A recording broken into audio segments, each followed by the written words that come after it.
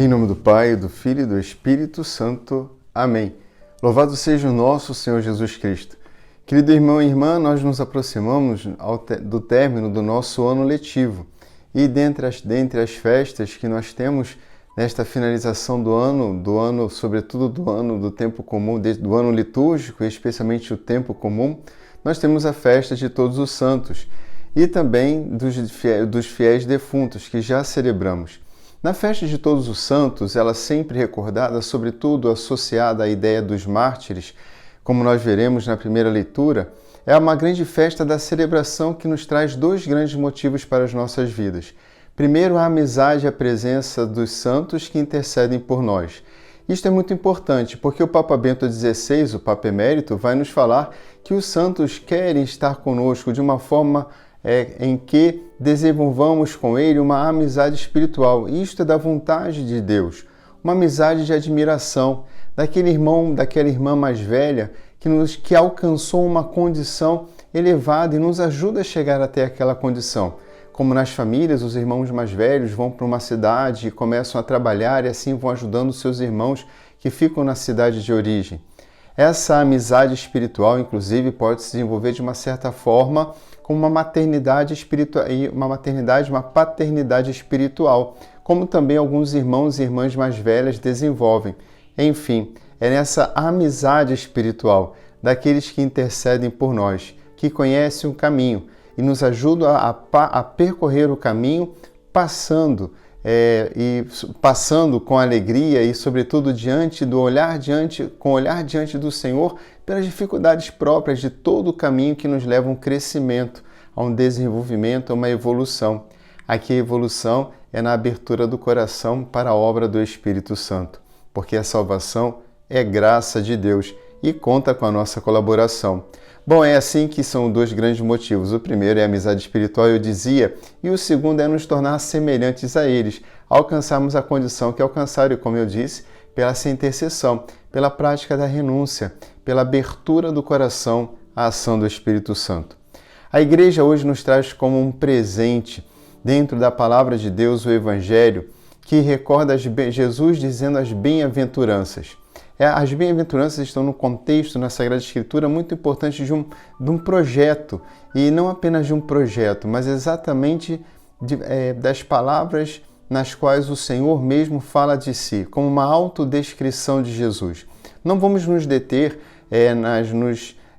nos detalhes das bem-aventuranças, porque de alguma forma são bem já desenvolvidas e podemos encontrar isso em muitos lugares. Veremos primeiro quais são. Em Mateus capítulo 5, de 1 a 12, nós temos os pobres em espírito, os mansos, os aflitos, antes, os que têm fome e sede de justiça. A palavra de Deus nos fala dos misericordiosos, os puros de coração, os que promovem a paz, os pacificadores. Também nos fala daqueles que são perseguidos por causa da justiça. E aqui Jesus faz quase que uma pausa. Isso vem marcado por um ponto, uma pausa. Essas são as bem-aventuranças. Mas ele acrescenta uma outra bem-aventurança. Bem-aventurados sois vós, quando vos injuriarem e perseguirem, e mentindo, dizendo todo mal contra vós por causa de mim. E aqui uma bem-aventurança muito específica. É daqueles que sofrem e são perseguidos por causa de Jesus, por amor que têm a Jesus, pelo sim que dão a Jesus. O Senhor já nos fala isso em diversos momentos do Evangelho. E aqui isso vai ficar muito claro, não apenas na vida dos apóstolos, como sobretudo nos Atos dos Apóstolos e nas cartas de São Paulo, mas sobretudo em toda a história da Igreja, especialmente em nossos santos. Vos injuriarem, perseguirem, mentirem contra vós por causa de mim. E diz o Senhor, alegrai-vos e exultai, porque será grande a vossa recompensa nos céus. É aqui que eu falo aqueles que realmente dão um sim a Jesus, e um sim que, como nós ouvimos na parábola do semeador, este sim, ele não diminui, ou melhor, ele não se extingue nas dificuldades. Quando crescem os espinhos, quando o sol vem forte e seca por causa das pedras as raízes das plantas. Não, os espinhos e as plantas não sufocam a palavra. ela resiste e ela cresce, cria raízes e produz frutos. Esses frutos produzidos se manifestam no mundo, porque somos chamados a dar testemunho do Senhor e de anunciar. Falar não apenas falar do amor de Deus, mas praticar o amor de Deus. E de modo especial, o que marca a nossa vida, a nossa espiritualidade dentre todas as religiões, é verdadeiramente podermos amar, especialmente como nos diz Jesus, amar o nosso inimigo, amar a todos como Ele nos amou. Amar dando a vida e compreendendo a vida, que a vida é uma grande expressão de amor. Ou seja, o amor não se retém, o amor se derrama. É por isso que nas famílias se abre a experiência dos filhos, não por um egoísmo de fechamento, teremos poucos filhos porque queremos viver mais felizes e com menos problemas. Não queremos que os nossos filhos nasçam para que não tenham as nossas doenças, para que não chorem, para que não riem, para que não sofram, para que nós não soframos, para que os nossos filhos não sofram ou para que nós não soframos. Queridos irmãos e irmãs, esta é a dinâmica do amor. Ele nos faz considerar dentro da nossa... Porque todos podem falar de amor, mas o amor cristão nos faz recordar de Jesus. E que o fim e todo o sofrimento aqui na terra por amor a Ele tem uma recompensa. Nós não corremos atrás de recompensas porque já nos sentimos recompensados pela amizade, pela vida espiritual que desenvolvemos com Jesus, com aqueles que estão ao nosso redor, pela família de fé que construímos. E isso não se dá sem dificuldade, mas já nos permite uma parcela, eu posso dizer até grande, de alegria e exultação. Veja os textos dos santos, as autobiografias, por exemplo, como de Santa Teresinha do Menino Jesus, já no Carmelo com as suas irmãs, mas como também Santa Teresa d'Ávila, como São João da Cruz, ansiando pelo céu. Vai nos marcar também nas suas experiências, especialmente em palavras, São Paulo. Vivo, mas não sou eu que vivo, é Cristo que vive em mim. O lucro maior seria ir para o céu, mas por vós estou aqui. Então, nesta grande dinâmica, nós ouvimos na segunda leitura, a primeira carta a São João nos dizendo, somos filhos, mas ainda aqui na terra, nessa experiência que vivemos, na qual devemos já nos alegrar e exultar por algo que vem muito maior, jamais se manifestou que seremos. E São João vai dizer, todo o que espera nele purifica-se a si mesmo, como também ele é puro. Todo o que espera nele. Então nós esperamos no Senhor, esperamos a plenitude da sua presença, da amizade dos nossos santos de devoção. Esperamos, e também, além do amor, é próprio do cristão esperar, porque sabemos que aqui na terra estamos de passagem. Há tantos que constroem castelos fantasiosos na busca do prazer aqui na terra. Nós somos capazes de sofrer as dificuldades na certeza que o Senhor, nos amando, tem para nós preparado uma casa no céu, porque Ele foi.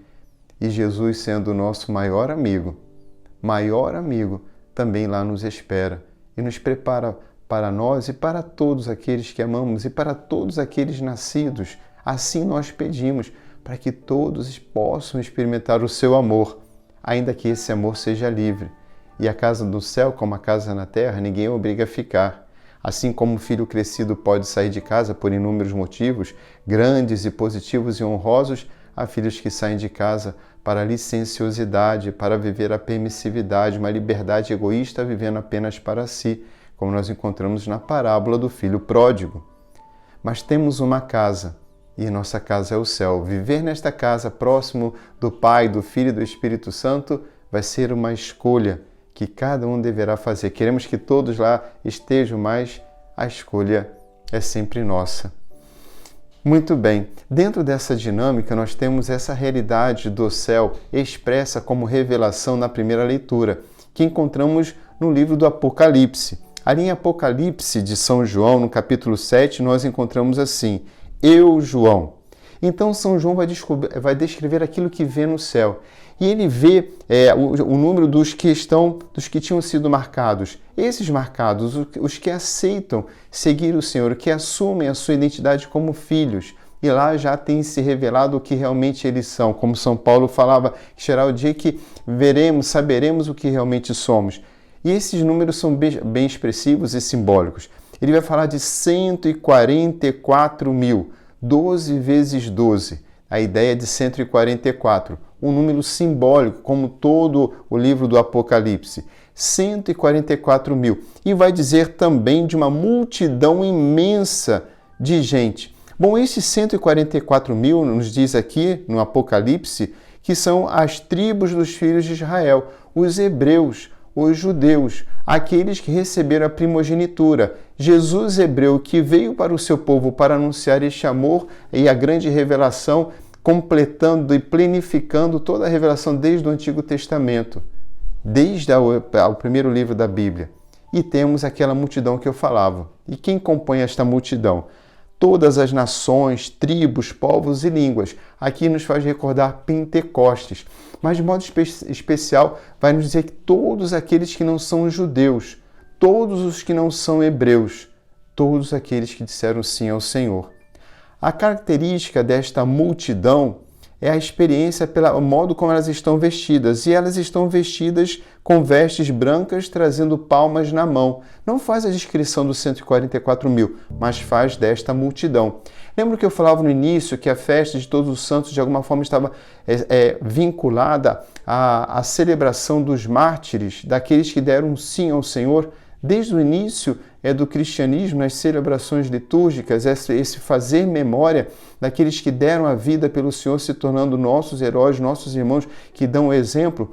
Pois bem, estes de vestes brancas e com as palmas nas mãos, esta multidão de todos os lugares, de todos os tempos, tem uma característica muito grande. As suas vestes foram lavadas no sangue do Cordeiro, porque eles vieram da grande tribulação. É aqui que compreendemos bem que a nossa experiência aqui na Terra se dá pelo seguimento do Senhor. E vai dizer o Senhor: vocês que me seguem podem sofrer ou não, mas aqueles que me seguem e que são injuriados e que são perseguidos e que mentem contra vocês, vocês que são purificados, como que purificam-se quando dizem sim e permanecem fiel a mim, como diz então São João na segunda leitura, esta dificuldade, esta tribulação, podendo chegar como nós temos nos dias de hoje, especialmente nós temos em regiões, em países de perseguições aos cristãos, a todas as religiões, especialmente aos cristãos. Nós temos isso na Índia, nós temos isso na China, nós temos isso acontecendo assustadoramente na África, nós temos isso acontecendo aqui perto de nós na América Latina, na Nicarágua, na perseguição de um ditador. Nós temos o sofrimento de um povo como na Venezuela. Nós temos uma perseguição que às vezes sai dentro da própria igreja. Permaneçamos fiéis. Na festa de Todos os Santos não é para que tenhamos medo, é para termos a certeza desta recompensa. E quando falamos de recompensa na ideia de futuro daquilo que receberemos, é para dizer que o sofrimento, por maior que seja aqui na terra, será sempre passageiro. E na certeza de que ao sofrer, por seguirmos a Jesus, sois vós que sofrem por causa de mim, é que temos Ele ao nosso lado. E não apenas estamos na experiência de sofrimento, assumindo a condição de tomar a nossa cruz e seguir Jesus, mas nós temos também o apoio e também a intercessão e a presença espiritual dos nossos santos de devoção, especialmente a Virgem Maria. Peçamos então especialmente a Nossa Senhora, sob o título de Nossa Senhora de Nazaré, que nos ajude a viver a nossa jornada e nessa festa de todos os santos possamos ver nascer cada vez mais essa imagem de santo que trazemos dentro de nós. O Senhor esteja convosco. Pela intercessão da Santíssima Virgem Maria, especialmente sob o título de Nossa Senhora de Nazaré, abençoe-vos o Deus Todo-Poderoso, Pai, Filho e Espírito Santo. Amém. É assim a geração dos que procuram o Senhor.